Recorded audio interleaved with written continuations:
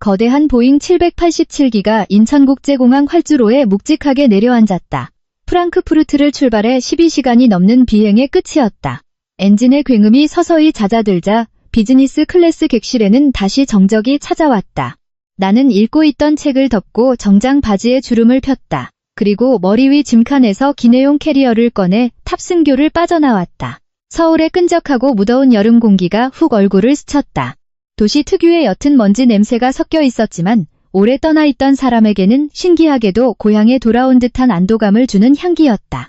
내 이름은 김수현. 나이는 32이다. 세상 사람들에게 나는 모든 것을 가진 여자로 보일 것이다. 국내 최대 민간 병원 그룹인 대성 메디컬 그룹의 회장으로서 60%의 지분을 보유하고 경영에 관한 최종 의사 결정권을 쥐고 있다. 하지만 세상은 그 화려한 직함 뒤에 숨겨진 엄청난 중압감을 알지 못한다.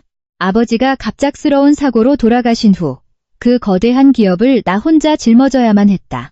나는 호시탐탐 기회를 노리는 나이 지긋한 대주주들이 득실거리는 이 사회를 오가면서 동시에 행복한 가정생활이라는 체면치레만이라도 지키기 위해 필사적으로 노력해야 했다. 이번 독일 출장은 꼬박 한 달이 걸렸다. 우리 그룹의 핵심 병원에 도입할 최신 의료 장비 구매 협상을 위해 직접 공장을 하나하나 방문해야 했기 때문이다. 본래 이 일은 현재 이사장 자리에 있는 내 남편 박지훈이 맡아야 할 책임이었다. 하지만 나는 그의 능력을 너무나도 잘 알고 있었다. 지훈은 잘생기고 카리스마가 있으며 인맥을 만들고 사람들을 매료시키는 데는 천재적이었다. 하지만 기술적인 세부 사항이나 치밀한 협상에 있어서는 독일어는커녕 영어조차 서툴렀다. 나는 남편에 대한 애정과 까다로운 이사들 앞에서 그의 입지를 굳혀주고 싶은 마음에 한 발 물러서는데 동의했다. 나의 공식 직함은 최고 전략 책임자 CSO였지만 실제로는 그가 빛날 수 있도록 무대 뒤에서 모든 장애물을 치우고 길을 닦는 것이 내 역할이었다. 귀빈 입국 터미널에는 검은색 세단이 나를 기다리고 있었다. 차는 반포대교를 미끄러지듯 달려 서울의 심장부로 향했다. 나는 바로 집으로 돌아가고 싶지 않았다. 이사들에게 출장 결과를 보고하고 싶었고 더 중요하게는 내가 없는 한 달 동안 남편이 병원을 어떻게 운영했는지 직접 내 눈으로 확인하고 싶었다. 대성대학병원은 강남구의 노른자 땅에 위풍당당하게 솟아있었다. 푸른 빛이 도는 통유리로 된 20층짜리 현대적인 건물은 눈부신 오후 햇살을 받아 반짝이고 있었다. 아버지가 평생을 바쳐 이룩한 걸작이었다. 양식화된 십자가 로고가 새겨진 세련된 간판을 보자 자부심과 함께 설명할 수 없는 막연한 불안감이 가슴에 퍼졌다. 나는 운전기사에게 임원 전용 출입구가 아닌 정문 현관에 내려달라고 부탁했다. 캐리어는 직접 끌고 로비를 가로지르기로 했다. 화려한 이사회 보고서에 오르는 모습이 아닌 아주 평범한 방문객의 눈으로 병원의 일상을 보고 싶었기 때문이다. 중앙 로비는 사람들로 북적였다. 자동 안내 시스템이 환자의 번호를 부르는 소리가 울려 퍼졌고 가족들은 불안한 목소리로 소곤거리고 있었다. 의사와 간호사들의 분주한 발소리는 바쁜 병원 특유의 혼돈스러운 교향곡을 연주하고 있었다. 서늘한 냉방 공기 속에는 희미하고 깨끗한 소독약 냄새가 떠다녔다. 나는 접수 창구 근처의 조용한 구석에 서서 하얀색 정장 재킷의 옷깃을 매만지며 5층에 있는 지훈의 사무실로가 그를 놀라게 하기 전에 잠시 상황을 살피기로 했다. 그러나 내 눈은 로비 중앙 통로가 교차하는 곳에서 벌어지는 한 광경에 못 박혔다. 하얀 가운을 입은 키 큰 남자가 차가운 대리석 바닥에 무릎을 꿇고 있었다. 그는 심장내과 과장이자 나의 의대 동기이기도 한 이민준이었다. 병원에서 가장 대체 불가능한 핵심 인재이기도 하다. 그는 방금 저혈당 쇼크로 쓰러진 중년 남성에게 심폐소생술을 하고 있었다. 반듯하고 넓은 이마에는 땀방울이 구슬처럼 맺혀 오뚝한 콧날을 타고 뚝뚝 바닥으로 떨어졌다. 그의 움직임은 신속하고 노련했지만 그 속에는 부드럽고 집중된 정중함이 담겨 있었다. 공간을 확보해주세요. 환자분이 숨을 쉴 수 있게요. 민준의 깊고 권위 있는 목소리가 로비에 울려 퍼졌다. 간호사 선생님, 혈당 측정기랑 따뜻한 설탕물 한 잔 빨리요. 나는 그를 말없이 바라보았다. 민준은 15년 전과 조금도 달라지지 않았다. 그는 젊은 시절부터 줄곧 조용히 나를 지켜봐 주던 남자로 명예나 부에는 전혀 관심이 없던 뛰어난 천재였다. 아버지가 돌아가셨을 때 지훈이 해외에서 온 조문객들을 접대하느라 바쁜 동안 3일 밤낮으로 내 곁을 지키며 모든 것을 완벽하게 챙겨준 것도 민준이었다. 환자의 머리를 조심스럽게 받치고 주위 세상은 아랑곳하지 않은 채 오직 환자에게만 집중하는 그의 모습에 나는 깊은 존경심을 느꼈다. 저것이야말로 진정한 의사의 모습. 돈과 야심으로 흐려진 세상 속에서 한 줄기 밝게 빛나는 영혼이었다. 하지만 이 아름다운 의료윤리의 초상화는 한 방울의 검은 잉크에 의해 즉시 더럽혀졌다. 민준이 생명을 구하고 있는 곳에서 불과 몇 걸음 떨어진 회전문 근처에서 아주 젊은 여자가 허리에 손을 얹고 서 있었다. 그녀의 앙칼진 목소리가 병원의 엄숙한 분위기를 갈기갈기 찢어놓았다. 아저씨, 제정신이에요? 내 벤츠 그늘에 대라고 했잖아요. 왜 땡볕에 놔두는 건데요? 검은색 가죽 시트가 얼마나 뜨거워지는지 알기나 해요? 내 명품 가방 망가지면 책임질 거냐고요. 그녀는 22살 정도로 보이는 여자였다.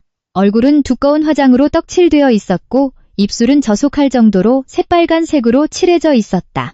그녀는 의료 현장에는 지극히 부적절한 너무 짧고 몸에 딱 달라붙는 화려한 분홍색 미니 원피스를 입고 있었다. 매력적이라기보다는 눈살이 찌푸려지는 노출이었다. 가슴에는 최유라라고 쓰인 파란색 인턴 배지가 달려 있었다. 아버지 시절부터 이곳에서 일해 이제는 머리가 희끗희끗해진 오랫동안 근무한 주차 관리원 김 기사님은 자기 손녀뻘 되는 여자의 오만한 태도에 어쩔 줄 몰라 했다. 죄송합니다, 아가씨. 김 기사님이 더듬거리며 말했다. 차가 쉴 새 없이 드나들어서 너무 바빴거든요. 아직 시간이 없어서 지금 바로 옮겨드리겠습니다. 최유라는 들을 생각도 하지 않았다. 그녀는 대리석 바닥을 발로 쿵 굴렀다. 빨리 하라고요. 짜증나니까. 당신 같은 사람이 어떻게 이런 초인류 병원에서 일하는 거지? 아침부터 기분 다 망쳤네. 연배가 있는 남성을 꾸짖은 후 최유라는 곧바로 명품 핸드백에서 최신형 스마트폰을 꺼내 셀카 모드로 전환했다. 그러자 그녀의 표정은 순식간에 바뀌었다. 역겨울 정도로 애교 넘치는 밝은 미소로 바뀌더니 화면을 향해 앙칼진 목소리로 말하기 시작했다. 여러분, 안녕하세요. 팔로워분들 좋은 아침. 여러분의 유라예요. 아침부터 무능한 직원 때문에 작은 드라마가 있었지만 괜찮아요. 공중보건의 대의를 위해 저는 긍정적이고 귀여워야 하니까요. 여러분, 사랑을 보내주세요. 좋아요 많이 눌러주시고 제 라이브 방송 공유해주세요. 나는 시계를 보았다. 오전 9시 15분.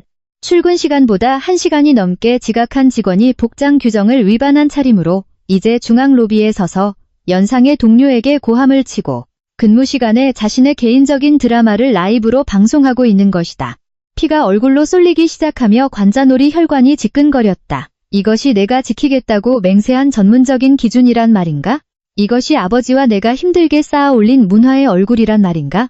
무릎을 꿇고 땀으로 셔츠를 적시며 생명을 구하는 민준과 SNS를 위해 바보 같은 쇼를 벌이는 이 철없는 인턴. 두 광경의 너무나도 선명한 대조는 내가 더 이상 조용한 관찰자로 있는 것을 허락하지 않았다.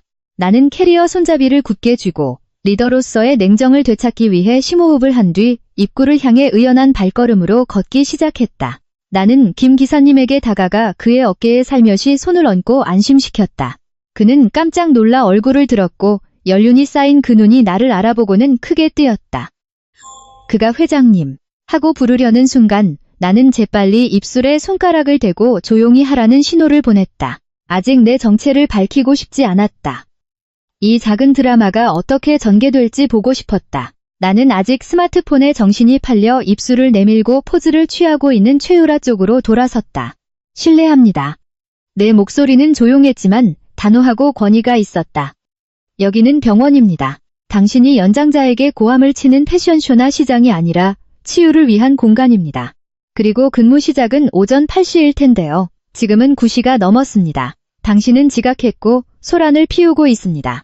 가상의 좋아요와 찬사라는 자기 도취의 환상을 방해받은 최유라는 눈에 띄게 짜증을 냈다. 그녀는 스마트폰을 내리고 나를 머리끝부터 발끝까지 경멸적인 태도로 훑어보더니 눈을 가늘게 떴다. 나는 심플하고 품위 있는 하얀색 정장에 최소한의 액세서리만 하고 있었다. 12시간의 비행 후라 얼굴은 피곤하고 창백했으며 화장기도 거의 없었다. 이 화려한 젊은 여자의 눈에는 내가 아마 촌스러운 환자 보호자나 잔소리 많은 중년 아줌마 정도로 보였을 것이다. 당신이 무슨 상관인데요? 최유라는 경멸이 섞인 말투로 코웃음을 쳤다. 나는 내 부하 직원을 꾸짖는 중이거든요. 할 일 없으면 저기 가서 앉아 있어요. 방해하지 말아줄래요? 팬들이랑 소통해야 하니까.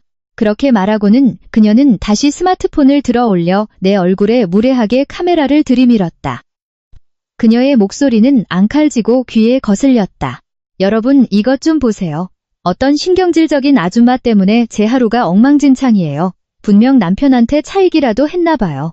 인생이 엉망이니까 여기 와서 시비 거는 거겠죠? 불쌍한 유라, 직장에서도 괴롭힘 당하네. 그 여자의 무례함과 뻔뻔함은 내 상상을 훨씬 뛰어넘었다. 나의 당초 계획은 단순히 주의를 주고 사무실로 올라가 인사부에 그녀를 처리하게 하는 것이었다. 하지만 이 정도 수준의 무례함은 용납할 수 없었다. 스마트폰 내리세요. 당장.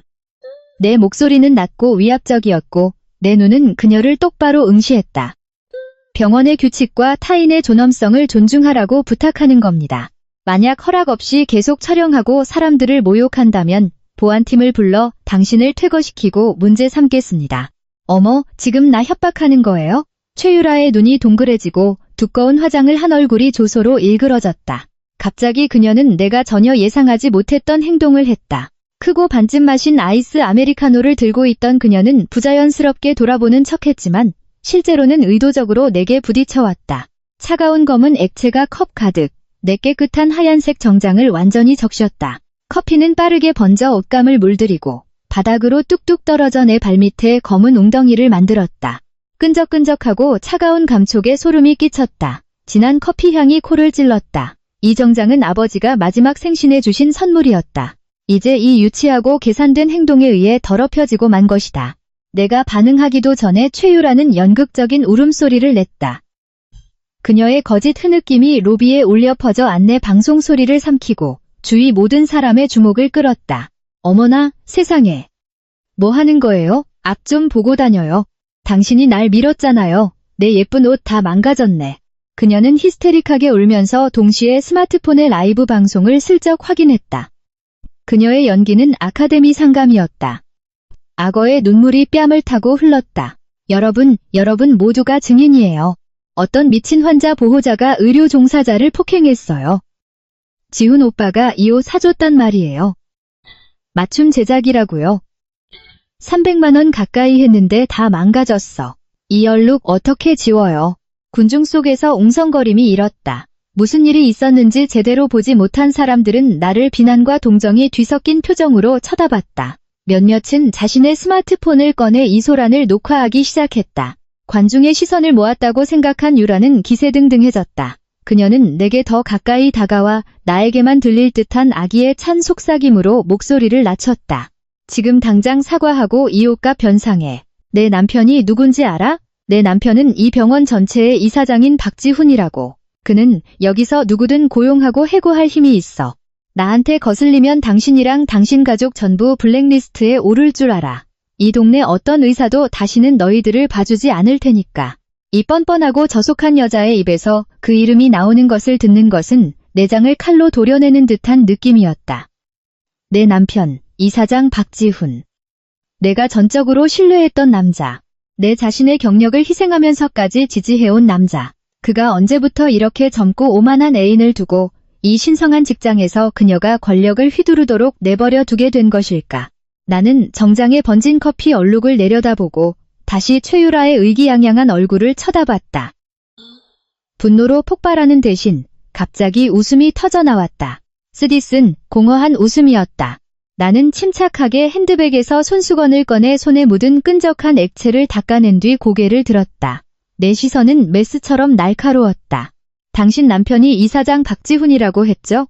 그래, 이제 무서워? 최유라는 비웃었다. 무릎 꿇고 내 구두나 닦지 그래? 그러면 그이한테 당신의 이 작은 소동을 용서해주라고 부탁해줄 수도 있으니까. 내가 대답하기 전에 키가 큰 그림자가 우리 사이에 끼어들어 견고한 벽이 되었다. 그 넓고 익숙한 등은 민준의 것이었다. 그는 방금 응급 환자 처치를 마친 참이었고 그의 가운에서는 아직 희미한 소독약 냄새가 났다. 그는 조용한 권위의 산처럼 그곳에 서 있었다. 그는 소리칠 필요가 없었다. 숙련된 의사이자 과장인 그의 차분하고 위험 있는 존재감만으로도 소란스러운 군중을 조용하게 하기에 충분했다. 구경꾼들조차 조용히 스마트폰을 내렸다. 그는 내 하얀색 정장에 커피 얼룩을 힐끗 보았고 그의 눈에는 고통과 억제된 분노의 빛이 스쳐 지나갔다. 그리고 그는 최유라 쪽으로 돌아섰다. 그의 시선은 그녀를 얼어붙게 할 만큼 차갑고 날카로워졌다. 최유라 씨, 낮고 단호한 목소리로 한자 한자 분명하게 발음했다. 왜 중앙 로비에서 소란을 피우고 있는 겁니까? 민준을 보고 최유라는 순간 당황했지만 이사장과의 관계를 믿고 곧바로 오만함을 되찾았다. 이민준은 그저 과장, 즉 직원에 불과했다. 그녀의 남자는 책임자였으니까. 이민준 과장님, 보셨잖아요. 이 여자가 저를 밀어서 지훈 오빠가 사준 명품 원피스에 커피를 다 쏟았다고요. 저는 이런 무례하고 폭력적인 사람들을 세상에 폭로해서 어떤 쓰레기들이 여기에 오는지 모두에게 보여주려고 라이브 방송을 하고 있는 거예요. 민주는 그녀의 스마트폰을 쳐다보지도 않았다. 그는 침착하게 벽에 걸린 커다란 병원 규칙이 적힌 판을 가리켰다. 나를 위해 소리내서 읽어보세요. 규칙 제1조, 모든 환자와 그 가족을 존중할 것. 제3조, 복장은 전문적이어야 하며 병원 복장 규정을 준수할 것. 제5조, 근무 시간 중 소란을 유발하는 개인적인 업무 및 활동은 금지한다.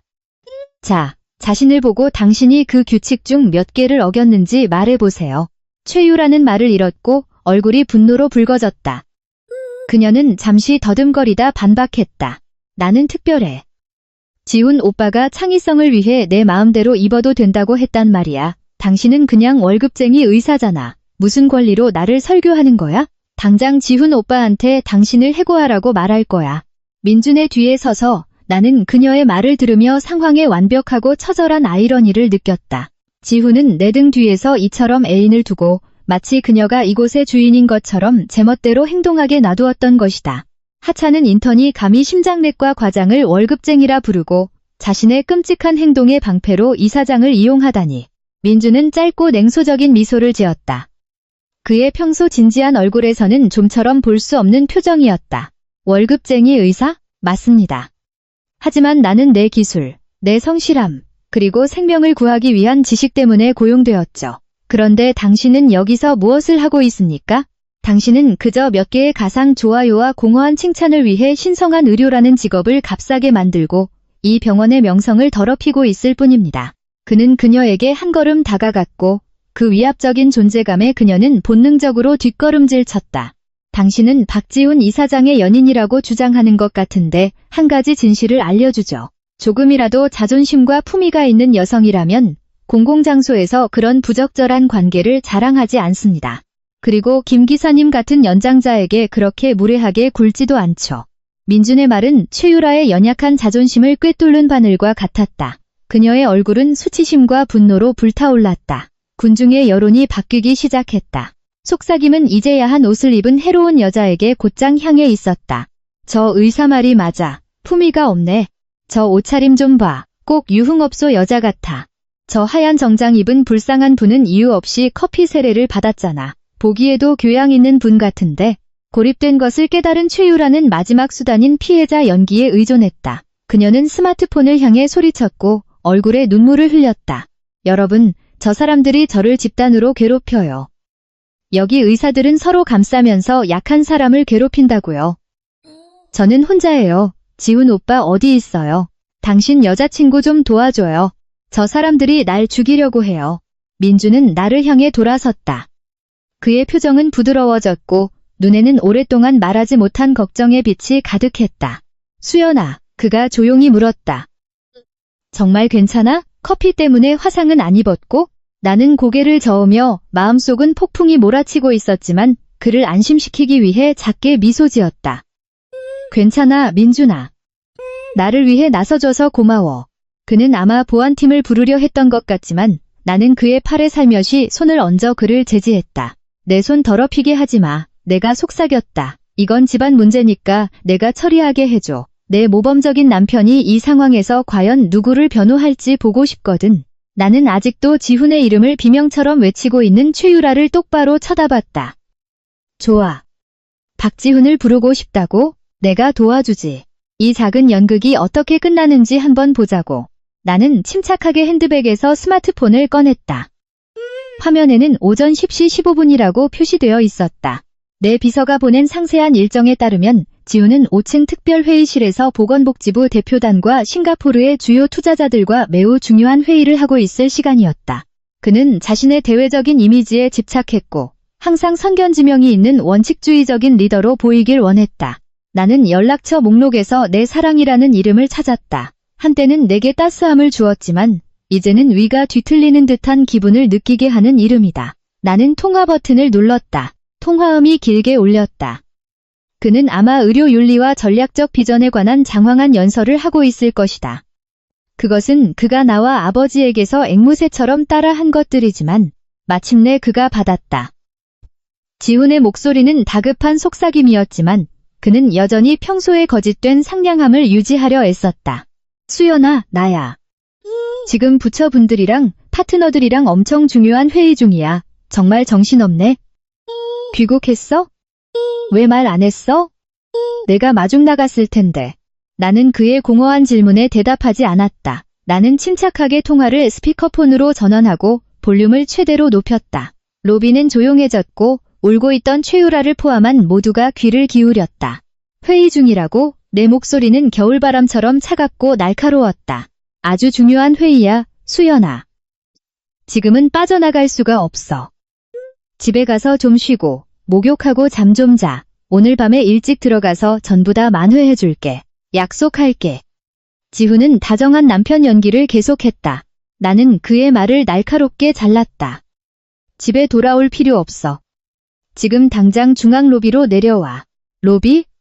왜 거기에, 자기야? 엄청 바쁘다고 했잖아. 지금 당장 내려오라고 했어. 나는 소리쳤다. 나의 거짓된 냉정함이 마침내 무너졌다. 억압되었던 모든 분노와 배신감이 폭발했다. 내려와서 당신의 새로운 아내가 내게 커피를 끼얹는 꼴이나 지켜봐. 그녀가 이민준 과장님을 모욕하고 우리 아버님이 세운 병원에서 나를 쫓아내겠다고 협박하는 꼴을 그 눈으로 보라고. 전화기 너머는 죽음 같은 침묵에 휩싸였다. 소름 끼치는 정적. 나는 지훈의 얼굴에서 핏기가 가시는 것을 상상할 수 있었다. 그는 아마 너무 동요해서 실수로 자신의 스피커폰 버튼을 눌렀을 것이다.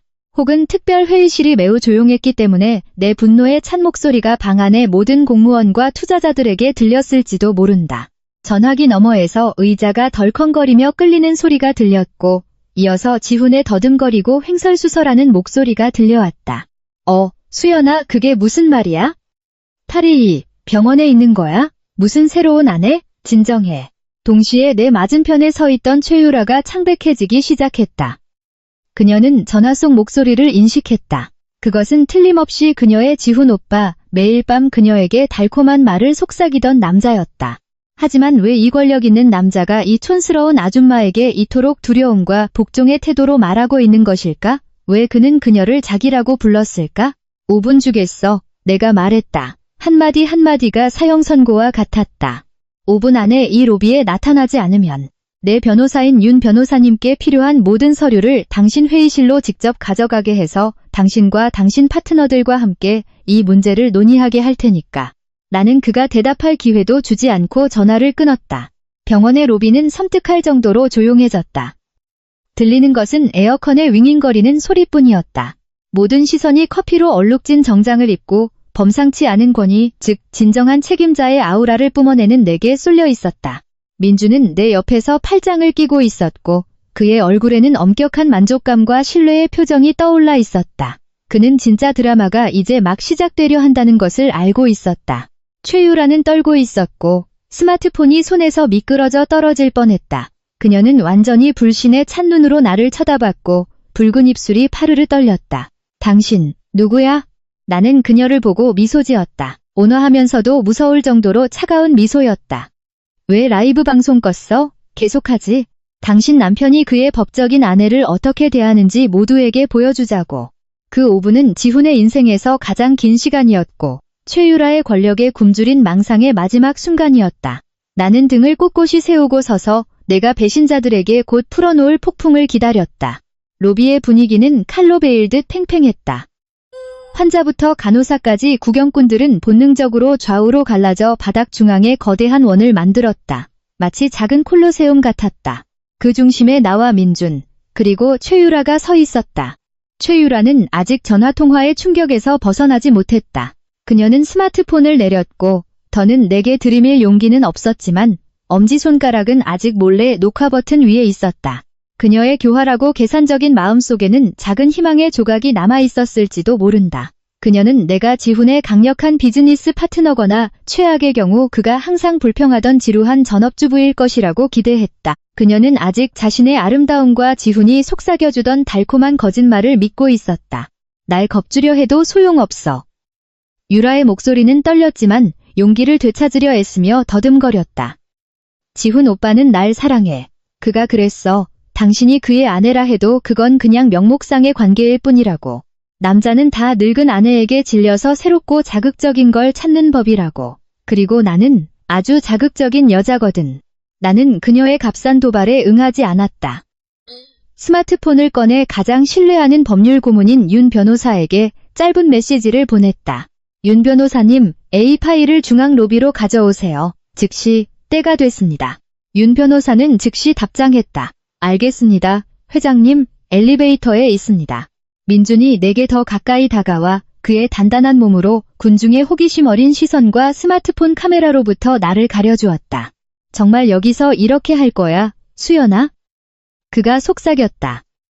병원 평판에 흠집이 날 수도 있어. 나는 그를 올려다보았고 내 시선은 흔들림이 없었다. 종양은 뿌리째 도려내야 해, 민준아. 한 번은 아프겠지만 그래야 살 수 있어. 내가 거짓 체면을 차리려 했다면 아버님께서 피땀 흘려 세운 이 병원은 저들에게 파괴되고 말 거야. 평판은 거짓말이나 은폐가 아니라 정직함과 투명성 위에 세워지는 거야. 민주는 고개를 끄덕였고 그의 눈에는 완전한 동의의 빛이 깃들어 있었다. 알았어. 무슨 일이 있어도 내 곁에 있을게. 그의 간단한 한마디가 내 얼어붙은 마음을 녹이는 작은 온기였다. 15년 동안 그는 항상 조용히 변함없이 그곳에 있어 주었다. 한편 최유라의 라이브 방송에서는 댓글이 쇄도하고 있었지만 여론은 완전히 역전되었다. 와, 저 여자 누구야? 포스가 장난 아니네. 진짜 사모님 등판한 듯. 저 인턴 이제 끝났네. 팝콘과 카비 이사장님 대기 중. 한 댓글을 보고 그녀의 얼굴은 더욱 창백해졌지만 그래도 허공을 향해 변명하려 애썼다. 여러분, 저 여자 말 믿지 마세요. 그냥 연기하는 거예요. 지훈 오빠가 올 때까지 기다려요. 그가 저 여자를 길바닥으로 쫓아낼 테니까. 엘리베이터가 띵하고 울리는 소리가 긴장을 갈랐다. 임원 전용 엘리베이터 문이 스르륵 열렸다. 모든 시선이 그쪽으로 향했다. 지훈이 마치 토네이도처럼 튀어나왔다. 그의 값비싼 정장은 구겨져 있었고 넥타이는 비뚤어져 있었으며 이마는 땀으로 번들거렸다.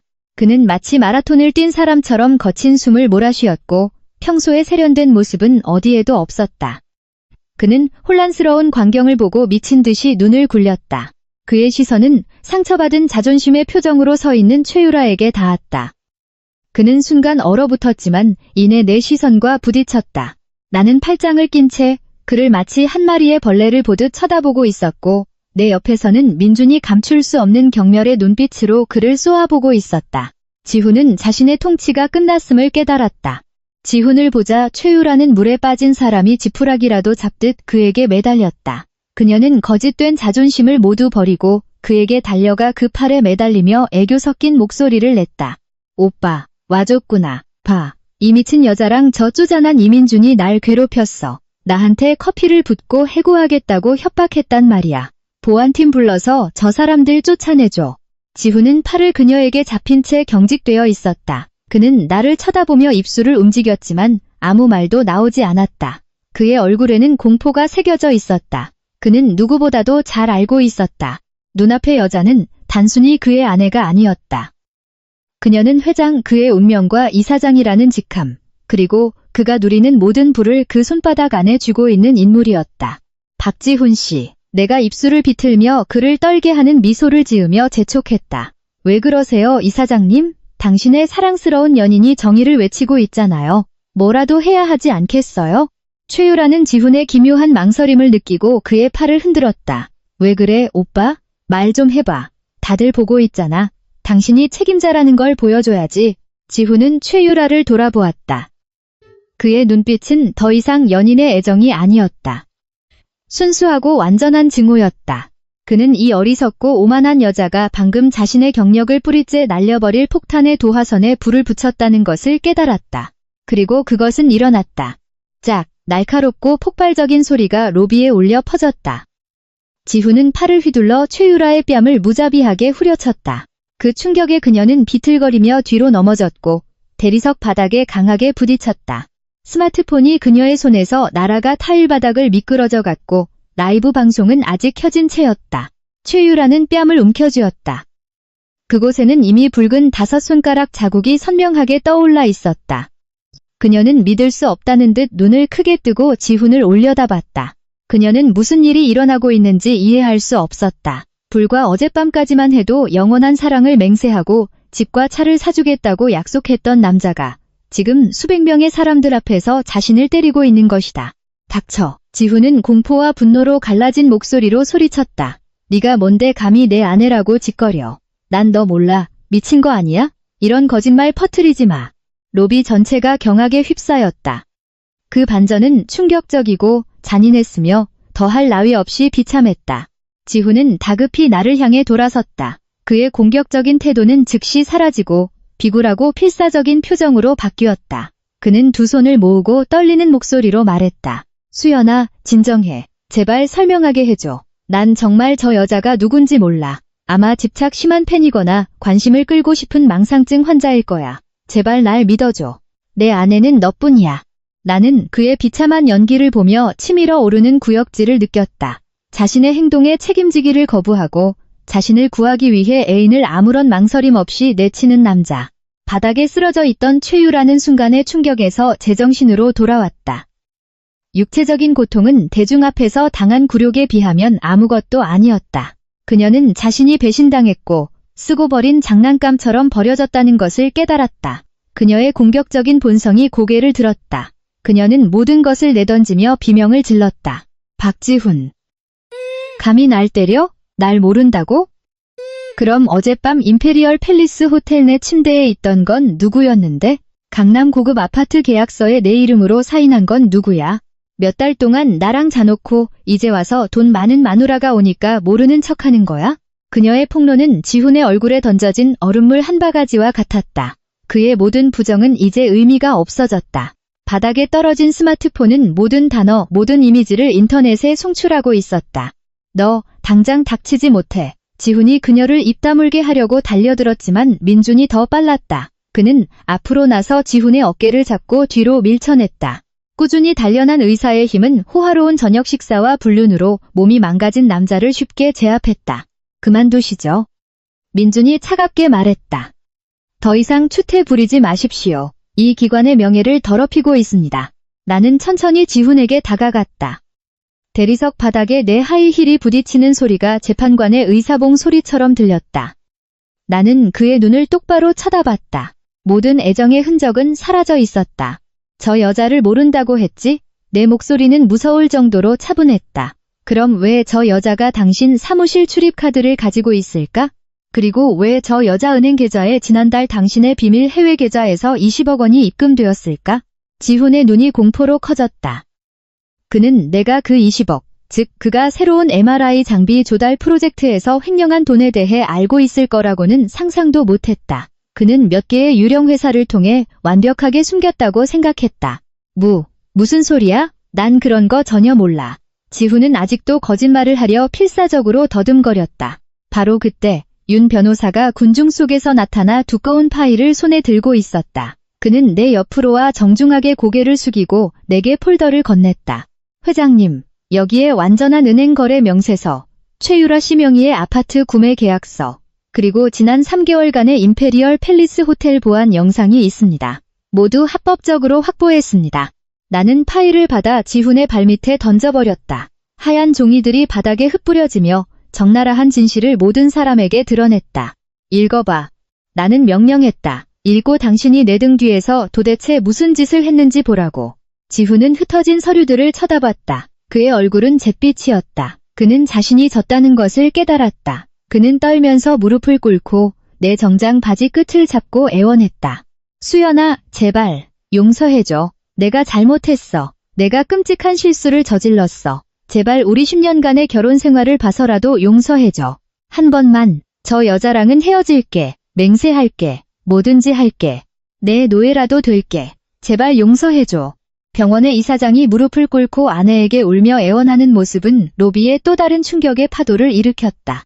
세상에, 진짜 회장님이었어. 회장님의 잠입 취재라니 영화네. 저런, 바람 피우고 횡령까지 하다니 쓰레기다. 최유라는 구석에서 멍하니 앉아 자신의 호화로운 삶의 티켓이었던 남자가 비참하게 구걸하는 모습을 쳐다보고 있었다. 그녀는 이사장 부인이 되겠다는 꿈이 산산조각 났다는 것을 이해했다. 그뿐만 아니라 이제 훔친 자금을 받은 혐의로 법적인 문제에 직면하게 된 것이다. 나는 발밑에 무릎 꿇은 남자를 한치의 동정도 없이 내려다봤다. 우리 10년간의 결혼 생활이라고? 내가 코웃음을 쳤다. 당신이 애인에게 아파트를 사주기 위해 생명을 구해야 할 돈을 훔쳤을 때 우리 결혼을 생각했어? 당신이 그녀가 나와 내 직원들을 모욕하도록 내버려뒀을 때 우리 결혼을 생각했냐고? 나는 그의 붙잡은 손에서 발을 빼내고 직원들을 향해 돌아섰다. 크고 명료한 목소리로 나는 선언했다. 저는 대성 메디컬 그룹 이사회 의장 김수현입니다. 지금 이 순간부로 박지훈 씨를 중대한 윤리 위반 및 업무상 횡령 혐의로 이사장직에서 공식 해임함을 발표합니다. 이 시간 이후로 그가 내린 모든 결정은 무효입니다. 내 발표는 지훈의 존엄성의 마지막 흔적마저 산산조각 내는 망치와 같았다. 로비는 웅성거림으로 폭발했고 그것은 이내 공공연한 토론으로 변했다. 나는 지훈에게 괴롭힘 당하던 간호사와 직원들의 눈에서 승리의 빛을 보았다. 정직한 의사들의 얼굴에서는 안도의 표정을 보았다. 하지만 지훈은 순순히 포기할 생각이 없었다. 궁지에 몰린 쥐의 생존 본능이 발동했다. 그는 눈물로 얼룩진 얼굴을 들었지만 그 눈에는 익숙한 교활한 빛이 깃들어 있었다. 그는 비틀거리며 일어서서 무릎에 먼지를 털고 예전의 권위를 되찾으려 애썼다. 수연아, 넌 나한테 이럴 수 없어. 지훈은 거짓된 피해자 의식이 섞인 목소리로 소리쳤다. 검증도 안 된 은행 명세서 몇 장으로 날 횡령범으로 만들 순 없어.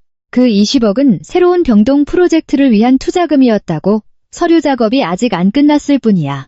네가 전부 오해하는 거야. 그는 군중을 향해 돌아섰고 마치 선서라도 하듯 손을 들었다. 여러분, 제 말을 들어주십시오. 저는 이사장 박지훈입니다. 저는 지난 5년간 이 병원에 제 인생을 바쳤습니다. 저는 결코 이 병원에 해를 끼치는 짓을 하지 않았습니다. 이건 음모입니다. 명백한 날조예요.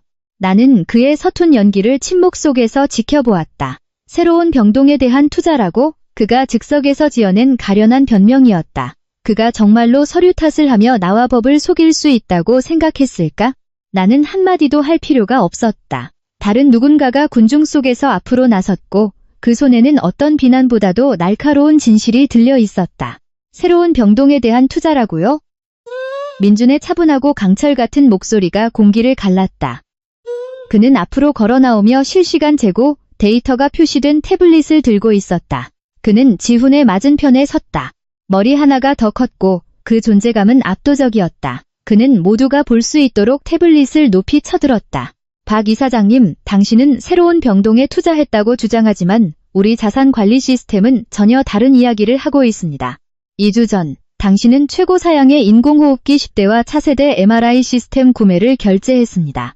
이는 회장님께서 독일에서 바로 그 거래를 협상하시던 시기와 정확히 일치합니다. 계약 금액은 20억 원이었습니다. 어떻게 설명하시겠습니까? 지훈은 땀을 비오듯 흘리며 더듬거렸다. 그 장비는 배송 중이다. 통관에 좀 문제가 있어서 네가 국제 물류에 대해 뭘 안다고. 민주는 차갑고 냉소적인 미소를 지었다. 그는 화면을 손가락으로 스와이프하여 한 통의 이메일을 표시했다. 제가 통관 전문가는 아닐지 몰라도 글은 읽을 줄 압니다. 이것은 오늘 아침 독일 공급업체로부터 제게 온 확인 이메일입니다. 그들은 이 주문에 관해 대성으로부터 어떠한 대금도 받지 못했다고 확인해 주었습니다. 그리고 물론 그들 창고에 대기 중인 장비는 단 하나도 없습니다. 로비에 다시 집단적인 경악의 소리가 퍼졌다. 민준의 증거는 반박의 여지가 없었다. 그는 더욱 몰아붙였다. 그의 말은 외과위의 정밀한 메스처럼 지훈의 거짓말을 하나하나 벗겨냈다. 장비가 배송 중이라고 주장했지만 우리 창고는 텅 비어 있습니다. 당신은 주문을 확보하기 위해 긴급 계약금이 필요하다는 핑계로 자금을 횡령하여 유령 회사로 송금했고 그 사이에 최유라 씨는 바로 그 금액으로 고급 아파트를 구매할 수 있었던 거군요. 정말로 회장님께서 눈치채지 못할 거라고 생각했습니까? 지훈은 말을 잃고 비틀거리며 뒷걸음질 쳤다. 그의 몸은 떨리고 있었다. 그는 민준이 그렇게까지 자세히 알고 있을 줄은 상상도 못했다. 그는 항상 민준을 의학과 수술에만 집착하는 책벌레로 여겼고 자신의 재정비리를 추적할 만한 인물이라고는 생각하지 않았다. 나는 새로운 존경심으로 민준을 바라보았다. 내가 없는 동안 그는 의료 업무에서 뛰어났을 뿐만 아니라 조용히 우리 가족의 유산을 지키고 있었다. 그는 이 모든 증거를 수집하고 내가 돌아와 우리 조직의 암을 도려내는 것을 돕기 위해 기다리고 있었던 것이다.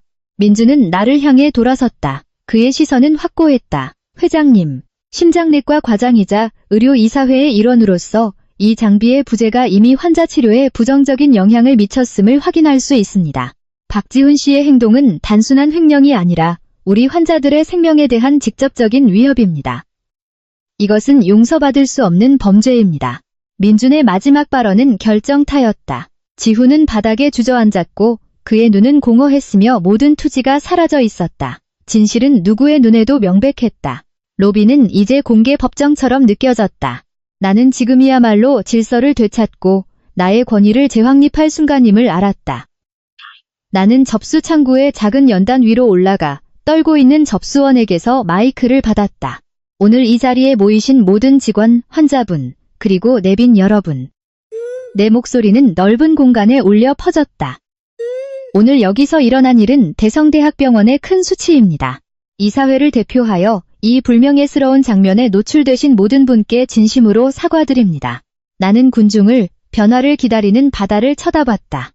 하지만 우리는 하나의 썩은 사과의 행동이 매일 이곳에서 생명을 구하는 수백 명의 헌신적인 의료 전문가들의 끊임없는 노력을 더럽히도록 내버려 둘 수 없습니다. 상황을 안정시키고 병원 운영이 차질 없이 계속되도록 하기 위해 저는 지금 다음과 같은 긴급 경영 결정을 내립니다.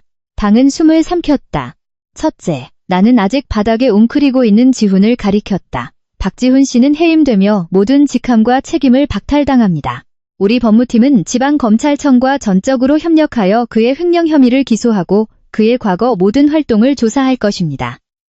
보안팀은 이 남자를 건물 밖으로 호송하십시오. 2명의 건장한 보안 요원이 즉시 다가가 지훈을 일으켜 세웠다. 그는 저항하지 않았다. 그의 머리는 수치심으로 숙여졌고 그들은 경멸적인 속삭임의 합창을 받으며 군중을 뚫고 출구로 그를 이끌었다. 한때는 늠름했던 이사장의 이미지는 이제 흔한 범죄자의 모습이 되었다. 나는 목소리를 가다듬고 계속했다. 이사장 자리를 비워둘 수는 없습니다. 우리는 이 배를 폭풍 속에서 이끌 성실함, 재능, 그리고 동정심을 가진 리더가 필요합니다. 그 인물은 바로 오늘 옳은 일을 위해 용감하게 나선 남자입니다. 나는 민준을 향해 돌아섰고 미소 지으며 그를 향해 손을 내밀었다. 저는 이민준 박사를 대성대학병원의 임시이사장으로 임명하는 것을 자랑스럽게 생각합니다. 즉시 효력을 발휘합니다. 그의 기술과 도덕적인 나침반을 가지고 있다면 이민준 박사가 이 병원을 본래 있어야 할 모습으로 되돌려줄 것이라 확신합니다. 민준은 나의 신속한 결정에 조금 놀랐지만 이내 평정을 되찾았다. 그는 내 옆에 연단으로 올라와 군중에게 고개를 숙였다. 즉시 우레와 같은 박수갈채가 터져나왔다. 젊은 의사와 간호사들로부터 시작하여 부장들, 그리고 환자 가족들에게까지 빠르게 퍼져나갔다. 그 우레와 같은 함성은 단순히 민준을 위한 것만이 아니었다. 그것은 내 결정에 대한 지지였고 정의가 실현된 것에 대한 박수였다. 민준은 감사와 결의의 찬눈으로 나를 보았다. 그는 마이크를 잡고 짧지만 힘주어 말했다. 믿어주셔서 감사합니다. 청렴하고 투명하며 환자분들을 최우선으로 생각하는 의료 환경을 만들기 위해 제 모든 힘을 다할 것을 약속드립니다. 감사합니다. 지훈이 끌려나가고 민준이 축복받는 가운데 아직 처리해야 할 일이 하나 남아 있었다. 한때는 오만했던 인턴, 최유라는 이제 구석에 웅크리고 있었고 그녀의 얼굴은 번진 화장과 눈물로 엉망이었다. 시선이 자신에게서 벗어난 것을 보고 그녀는 출구 쪽으로 슬그머니 빠져나가려 했지만 윤 변호사가 그녀를 발견했다. 그는 보안팀에 신호를 보냈고 그들이 그녀의 길을 막았다. 최유라 씨, 어디를 그렇게 급히 가십니까? 윤 변호사의 말투는 정중했지만 소름 끼쳤다. 우리는 아직 회장님의 정장 문제와 당신이 병원에 끼친 명예훼손에 대해 이야기하지 않았는데요. 겁에 질린 최유라는 나를 향해 돌아섰다. 그녀의 눈은 애원하고 있었다. 이사장의 부인이 되겠다는 그녀의 꿈은 끝났다. 그녀의 유일한 버팀목은 체포되었다. 그녀에게 남은 것은 산더미 같은 법적인 문제뿐이었다. 저기, 회장님, 제발 용서해주세요. 그녀는 차가운 바닥에 무릎을 꿇으며 흐느꼈다. 제가 잘못한 거 알아요. 저는 어리고 어리석었어요. 박지훈이 저를 조종했어요. 제발 저를 해고하지 말아주세요. 고소하지 말아주세요. 저는 돈이 한 푼도 없어요. 나는 연단에서 내려와 그녀에게 다가가 내 발밑에서 떨고 있는 여자를 내려다봤다. 나는 승리감을 느끼지 않았다. 그저 잘못된 삶에 대한 슬픈 연민만이 느껴졌다. 조종당했다고? 나를 쫓아내겠다고 협박한 건 누구였지? 연세 드신 주차관리원께 고함친 건 누구고 부정한 부를 자랑하며 라이브 방송을 한 건 누구였지? 그건 전부 당신의 선택이었어. 당신은 탐욕과 당신의 것이 아니었던 권력에 대한 망상에 눈이 멀었을 뿐이야. 나는 내 변호사를 향해 돌아섰다. 윤 변호사님, 최유라 씨의 인턴십을 중대한 위법 행위로 즉시 종료시켜 주십시오. 또한 횡령 자금의 수취인으로서의 그녀의 역할에 대해 검찰에 제출할 파일을 준비해 주십시오. 저 아파트는 훔친 돈으로 구매된 것입니다. 그녀는 한 푼도 남김없이 반환해야 합니다. 이 말을 듣자 최유라는 완전히 무너져 통곡했다. 명품 가방, 호화로운 여행, 모든 것이 압류될 것이다. 그녀는 결코 씻어낼 수 없는 오점을 안고 혹독한 현실로 내던져지는 것이다. 민준이 다가왔다. 그는 더 이상 질책의 말을 하지 않았다. 그는 주머니에서 작은 명함을 꺼내 그녀 앞에 바닥에 살며시 놓았다. 아주 유능한 정신과 의사의 명함입니다. 민준이 차분하게 말했다. 당신은 인격장애와 과대망상에 대한 도움이 필요한 것 같습니다. 당신의 잘못에 대한 대가를 치른 후 유명한 사람이 되려고 노력하기 전에 괜찮은 인간이 되는 법을 배우길 바랍니다. 민준의 행동은 온화했지만 가장 신랄한 벌이었다. 그것은 그녀의 마지막 자존심 조각마저 벗겨내고 그녀가 단지 범죄자가 아니라 병든 영혼을 가진 인간임을 지적한 것이다. 2명의 보안 요원이 와서 최유라를 일으켜 세워 밖으로 호송했다. 그녀의 울음소리는 유리문 너머로 사라져갔다. 로비는 정상적인 리듬을 되찾았지만 공기는 더 깨끗하게 느껴졌다. 군중은 흩어졌다. 의사와 간호사들은 각자의 업무로 돌아갔다. 자동 안내 시스템은 아무 일도 없었다는 듯이 울려 퍼졌다. 나는 접수 창구에 기댔다. 피로의 파도가 나를 덮쳤다. 아드레날린의 분출이 끝나자 뼛속까지 스며드는 듯한 깊은 피로가 남았다. 나는 긴 비행, 파괴적인 감정적 충격, 그리고 긴장된 대결을 견뎌냈다. 나는 이겼지만 내 마음은 공허했다. 한때 사랑했던 남편이 저런 괴물로 판명되었을 때 이 승리가 무슨 의미가 있단 말인가? 내가 지키려 싸웠던 가족은 이제 공식적으로 깨져버렸다. 민준이 이미 뚜껑이 열린 생수병을 들고 내게 다가왔다. 그는 아무 말 없이 그것을 내게 건네고 창문으로 들어오는 강한 햇살로부터 내 얼굴을 가리듯 섰다. 물 마셔, 수연아. 그가 부드럽게 말했다. 잘했어. 오늘 너희 아버님께서 널 정말 자랑스러워 하셨을 거야. 나는 작은 한 모금을 마셨다. 차가운 물이 마른 목과 영혼의 고통을 달래주었다. 나는 그를 올려다봤다. 눈이 따끔거렸다. 민준아, 나 너무 힘들어. 내가 강하다고 생각했는데 이건 상상했던 것보다 더 아프네. 그는 깊은 연민으로 나를 쳐다보며 내 어깨에 살며시 손을 얹었다. 그것은 위로가 되고 안심을 주는 손길이었다. 당연히 아프지. 네가 강철로 만들어진 것도 아니고 사람이니까. 그가 달랬다. 하지만 넌 용감하게 맞섰고 암을 도려냈어. 이제는 치유할 시간이야. 여기는 내가 맡을게. 집에 가서 쉬어. 나는 힘없이 고개를 끄덕였다.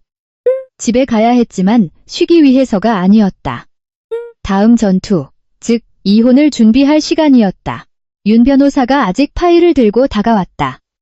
그는 즉시 이해했다. 회장님, 이혼 소송소장을 작성해 두었습니다. 불륜과 횡령 증거가 있으니 법원은 신속하게 승인할 것입니다. 서명하시겠습니까? 나는 심호흡을 하고 결심을 굳혔다. 펜 주세요. 나는 확고하고 흔들림 없는 필체로 내 이름을 서명했다. 그 서명은 내 인생의 10년을 끝내고 행복한 가정이라는 환상을 끝냈으며 새로운 장을 열었다. 윤 변호사님, 즉시 절차를 개시해 주세요. 우리의 모든 공동재산을 동결시켜 주세요. 그가 한 푼도 건드리지 못하게 하고 싶어요. 그가 입고 있는 옷 외에는 아무것도 없이 떠나게 하고 싶어요. 네, 회장님. 윤 변호사가 깊은 존경의 표정으로 서명된 소장을 받으며 말했다.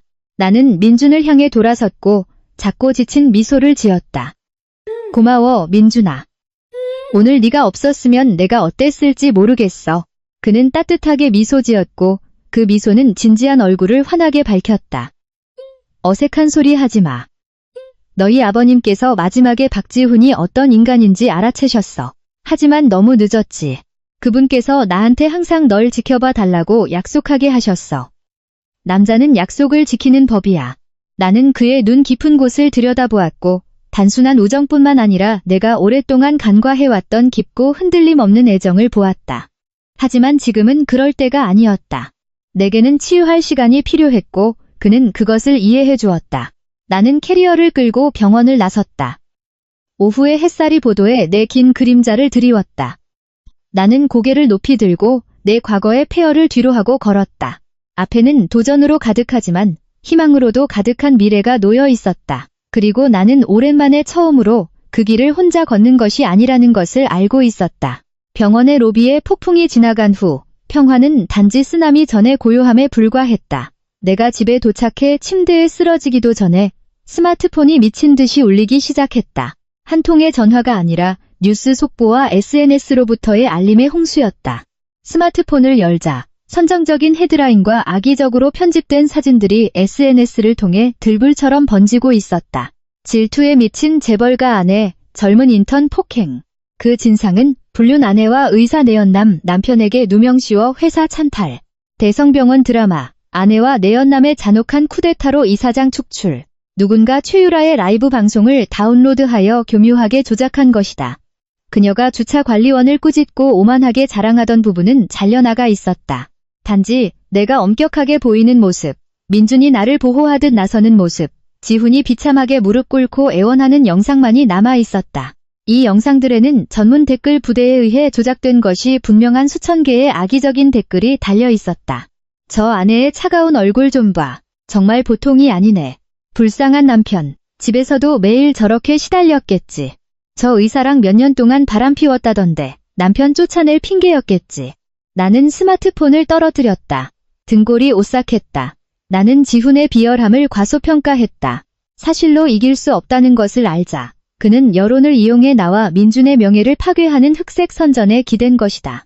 그는 나를 함께 진흙탕으로 끌어들여 내가 악역이 될 때까지 이야기를 비틀고 싶었던 것이다. 현관벨이 울렸다. 윤 변호사였다. 그는 침통한 표정으로 또 다른 파일을 손에 들고 들어왔다. 회장님, SNS 상황이 급속도로 악화되고 있습니다. 그가 보고했다. 저희 IT 부서가 이 캠페인을 추적한 결과 블랙 마케팅 회사에 도달했습니다. 그들은 수천 개의 봇 계정을 사용해 병원의 공식 페이지와 회장님의 개인 프로필을 공격하고 있습니다. 캠페인 자금은 익명의 계좌에서 송금되었지만 지훈이 숨겨두었던 마지막 돈이라는 데 의심의 여지가 없습니다. 나는 소파에 주저앉아 지끈거리는 관자놀이를 마사지했다. 그가 원하는 게 뭐야? 이렇게 하면 직장을 되찾을 수 있다고 생각하는 건가? 아닙니다. 그것이 불가능하다는 것은 그도 압니다. 윤 변호사가 추측했다. 그는 당신에게 압력을 가해 더 유리한 이혼 합의를 이끌어내려 하거나 더 단순하게는 복수를 원하는 것입니다. 궁지에 몰린 인간은 위험합니다. 나는 뜨거운 차를 한 모금 마시고 맑은 정신으로 생각하려 애썼다. 나는 협상하지 않아. 한 푼도. 그가 더럽게 놀기로 했다면 더 이상 잃을 것이 없는 여자를 화나게 한 대가를 보여주겠어. 어떻게 하시겠습니까? 댓글을 차단하고 보도자료를 내시겠습니까? 나는 고개를 저었다. 아니, 우리가 숨을수록 더 죄가 있는 것처럼 보일 뿐이야. 그들이 떠들게 놔둬. 진실만이 중요해. 진짜 금은 불을 두려워하지 않지. 윤 변호사님, 내일 아침 공식 기자회견을 준비해주세요. 주요 뉴스 방송사, 시내 신문사, 그리고 특히 우리를 비방하는 온라인 타블로이드지까지 모두 초대해주세요. 내가 직접 그들과 맞서겠어.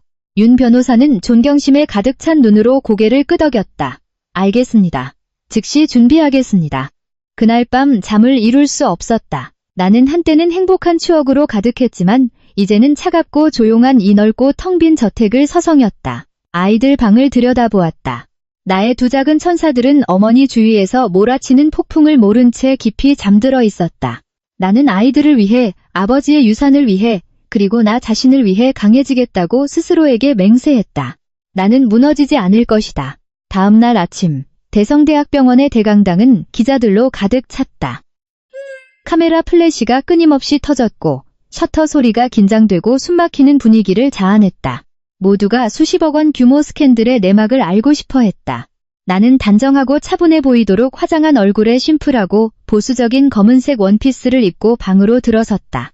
내 옆에는 익숙한 흰 가운을 입은 민준이 있었고 그 존재는 온화하고 위엄 있었다. 우리의 등장은 방 안의 모든 카메라의 주목을 끌었다. 우리는 주석에 앉았다. 나는 차분하고 명료한 목소리로 기자회견을 시작했다. 기자 여러분, 안녕하십니까? 저는 김수현입니다. 제가 이 기자회견을 소집한 것은 제 자신을 변호하기 위해서가 아니라 대성병원과 헌신적인 직원들의 명예를 지키기 위해서입니다. 현재 SNS에서 유포되고 있는 정보는 단지 명예를 훼손하고 희롱할 의도로 편집된 악의적인 날조입니다. 한 젊은 기자가 일어나 날카로운 질문을 던졌다. 김수현 회장님, 세상은 당신과 이민준 박사가 불륜 관계에 있으며 내연남을 위해 남편을 해고했다고 믿고 있습니다. 이에 대해 어떻게 답변하시겠습니까? 방은 내 반응을 기다리며 조용해졌다. 하지만 내가 말하기 전에 민준이 마이크를 잡았다. 그는 일어서서 기자를 똑바로 쳐다보고 그러고는 방을 차분한 시선으로 훑어보았다. 그 질문에는 제가 답변하겠습니다. 민준의 깊은 목소리가 스피커를 통해 명료하게 전달되었다. 저와 김수현 회장님의 관계에 대해 말씀드리자면 우리는 의대 시절부터 오랜 친구이자 신뢰하는 동료이며 전문적인 파트너입니다. 소문이 주장하는 것과 같은 부적절한 불륜 관계는 단연코 없습니다. 그는 한숨을 쉬었다. 하지만 한 가지 진실을 숨길 생각은 없습니다. 저는 수연 씨를 15년간 우리가 학생이었던 시절부터 그녀의 결혼 생활 한가운데서 그리고 오늘에 이르기까지 마음에 품어왔습니다. 그것은 존경과 경애에서 비롯된 사랑입니다. 하지만 저는 친구로서 혹은 의사로서의 윤리적인 선을 단 한 번도 넘은 적이 없습니다. 저는 그녀가 행복할 수 있도록 그 감정을 혼자 가슴에 품어왔습니다. 하지만 오늘 비열한 자에게 비방당하는 그녀를 보고 더는 침묵할 수 없습니다. 민준의 솔직하고 용기 있는 고백은 방을 놀라게 했다. 그처럼 성공하고 과묵한 남자가 자신이 소중히 여기는 여자를 지키기 위해 공개적으로 자신의 짝사랑을 선언할 줄은 누구도 예상하지 못했다. 웅성거림은 잦아들고 동정과 존경의 눈빛으로 바뀌었다. 민준은 계속해서 조수에게 신호를 보내 등 뒤에 큰 스크린의 이미지를 투사시켰다. 그것은 유전자 검사 결과 보고서였다. 박지훈 씨가 해고된 진짜 이유에 대해 말씀드리자면 이것이 우리가 어제 그의 마지막 존엄성을 지켜주기 위해 공개하지 않았던 증거입니다. 하지만 그는 그럴 자격이 없음을 증명했습니다. 이것은 박지훈 씨와 현재 한 아동보호시설에 살고 있는 3살배기 남자아이와의 친자관계를 확인하는 유전자 검사 결과입니다. 강당은 경악으로 폭발했다. 모든 카메라가 스크린으로 향했다. 박지훈 씨는 인턴 최유라 씨를 만나기 훨씬 전인 4년 전에 다른 여성과의 사이에서 아이를 두었습니다. 아이의 어머니가 병으로 사망한 후 그는 자신의 아들을 아동보호시설에 버렸습니다. 그는 호화로운 생활을 하면서 단 한 번도 아들을 찾거나 어떠한 지원도 하지 않았습니다. 아내를 속이고 회사 돈을 횡령하는 것뿐만 아니라 자신의 피부티마저 버리는 남자. 그런 남자가 도덕을 논하거나 피해자인 척할 자격이 있을까요? 이 폭로는 여론을 완전히 파괴하는 결정타였다. 나에 대한 모든 의심은 사라지고 지훈에 대한 강렬한 분노의 파도로 바뀌었다. 위험있던 이 사장의 이미지는 산산조각 났고 차갑고 비정한 괴물의 초상으로 대체되었다. 나는 감정이 벅차올라 민준을 쳐다보았다. 나를 지키기 위해 그는 자신의 마음 가장 깊은 곳을 드러낸 것이다. 그는 나를 돕기 위해 조용히 그 불쌍한 아이를 찾아내어 형세를 역전시킨 것이다. 기자회견은 진실의 결정적인 승리로 끝났다. 그 후의 뉴스 보도는 완전한 반전이었고 나의 용기와 민준의 성실함을 칭송하며 지훈의 행동을 맹렬히 비난했다. 기자회견 후 지훈은 완전히 사회적으로 매장되었다. 그는 직업과 명예를 잃었을 뿐만 아니라 대중의 끊임없는 공격을 받았다. 한때 그에게 아첨하던 친구들은 이제 그의 전화를 피했다. 그가 간신히 숨겨두었던 돈은 마케팅 회사 수수료와 자신의 사치스러운 낭비로 금방 고갈되었다. 절망하고 파산한 지훈은 최유라에게 주었던 값비싼 선물들을 떠올렸다. 고급 아파트, 자동차, 명품 보석들. 그는 그것이 자신의 재산이며 빚을 갚고 변호사를 고용하기 위해 되찾을 권리가 있다고 결정했다. 그는 그녀의 아파트, 즉 내 변호사들이 압류했지만 아직 몰수는 하지 않은 곳으로 술에 취해 분노의 차문을 두드리며 나타났다. 최유라가 문을 열었을 때 그녀의 표정은 그리움이 아니라 순수한 경멸이었다. 그녀 또한 해고당하고 파산했으며 공개적으로 망신을 당해 파멸의 위기에 있었다. 여기서 뭐해? 그녀가 코웃음을 쳤다. 나한테 돈 빌리러 왔어? 나도 곧 길바닥에 나앉게 생겼는데 내가 사준 차키랑 보석 전부 내놔. 지훈이 아파트로 난입하며 소리쳤다. 그건 내 돈이었어. 돌려받겠어. 내 돈? 하. 최유라가 조롱하듯 웃었다. 그거 당신이 병원에서 훔친 돈이잖아. 지금은 증거품이야. 내가 그걸 보관하고 당신이랑 같이 감옥 갈 만큼 멍청한 줄 알았어? 벌금이랑 변호사 비용 내려고 전부 팔았어. 이 말을 듣자 지훈은 이성을 잃었다. 그는 최유라에게 덤벼들었지만 이번에는 그녀도 맞섰다. 그녀는 그의 얼굴을 핥히고 팔을 물었으며 궁지에 몰린 동물처럼 싸웠다. 이 한심한 패배자. 또 날 때리면 죽여버릴 거야. 그녀가 비명을 질렀다. 격렬한 싸움이 벌어졌다. 가구가 부서지는 소리와 고함 소리가 복도를 가득 채웠고 이웃들이 경찰에 신고했다. 경찰이 도착했을 때 그들은 비참한 광경을 발견했다. 지훈과 최유라는 옷이 찢어지고 얼굴에 멍이 든 채로 깨진 유리 조각이 흩어진 바닥에서 뒹굴고 있었다. 그들은 둘 다 치안방해 및 폭행 혐의로 체포되었다.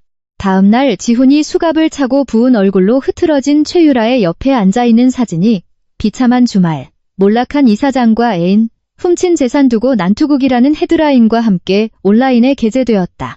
그 뉴스를 읽으며 나는 만족감이 아니라 자신의 탐욕으로 파멸한 삶에 대한 슬픈 연민을 느꼈다. 한 달 후 이혼 소송이 시작되었다. 지훈은 선임 변호인과 함께 법정에서 내 맞은편에 앉아 있었다. 그는 10년은 늙어 보였고 머리는 백발이 섞여 있었다. 재판관은 그에 대한 산더미 같은 증거를 검토했다. 그는 모든 혐의에 대해 유죄를 인정했다.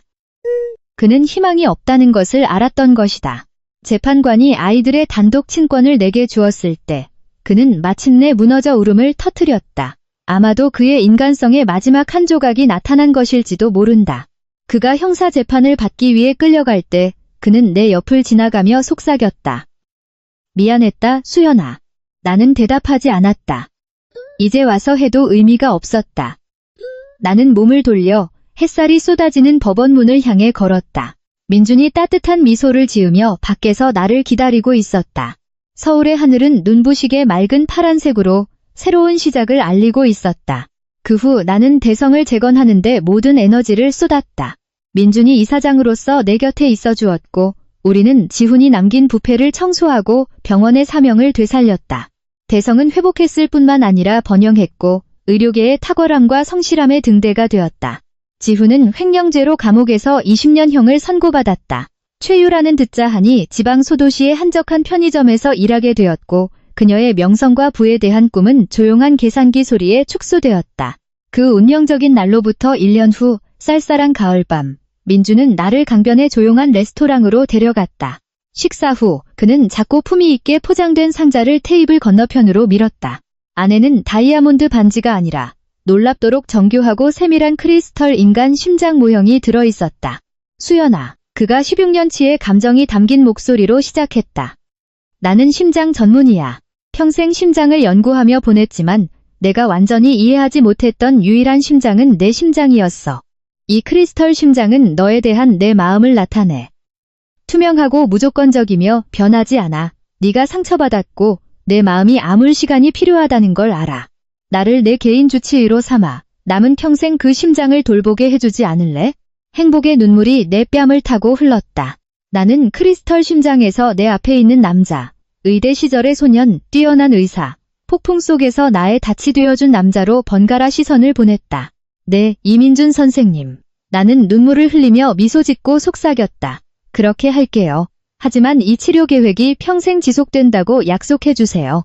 5년 후 우리는 대성대학병원에 새로 세워진 최첨단 김수연 기념관의 리본 커팅식에 나란히 서 있었다. 그날 오후 우리 가족, 즉 나와 민준, 그리고 이제 그를 애정을 담아 아빠라고 부르는 내 두 아이는 병원 정원을 산책하고 있었다. 두 아이는 앞서 달려가며 웃음소리로 공기를 가득 채웠다. 우리가 정문을 지날 때 나는 그를 보았다. 낡은 옷을 입은 중년 남자가 길 건너편에 서 있었다. 그의 머리는 완전히 하얗게 새었고 얼굴에는 고난이 새겨져 있었다. 모범수로 조기 석방된 지훈이었다. 그는 아무것도 가지고 있지 않았다. 가족도, 직업도, 집도 없었다. 그는 그저 깊은 후회의 표정으로 우리를 쳐다보며 서 있었다. 민준이 내 손을 꽉 잡았다. 그와 이야기하고 싶어? 나는 잠시 동안 그를 쳐다보고 그러고는 고개를 저었다. 자존심과 증오는 오래전에 사라지고 조용한 연민으로 대체되어 있었다. 과거는 과거일 뿐. 그것을 들추는 것은 우리가 힘들게 쌓아 올린 아름다운 평화를 어지럽힐 뿐이다. 아니. 내가 미소 지으며 가족을 향해 돌아섰다. 집에 가자. 아이들 배고프겠다. 나는 민준의 손을 잡고 뒤돌아보지 않고 따뜻한 석양을 향해 걸었다. 나는 그때 깨달았다. 최고의 복수란 적을 짓밟는 것이 아니라 그들의 어둠이 더 이상 당신에게 닿을 수 없을 만큼 행복과 빛으로 가득한 삶을 쌓는 것이라는 것을. 그리고 나, 김수연은 그것을 해냈다.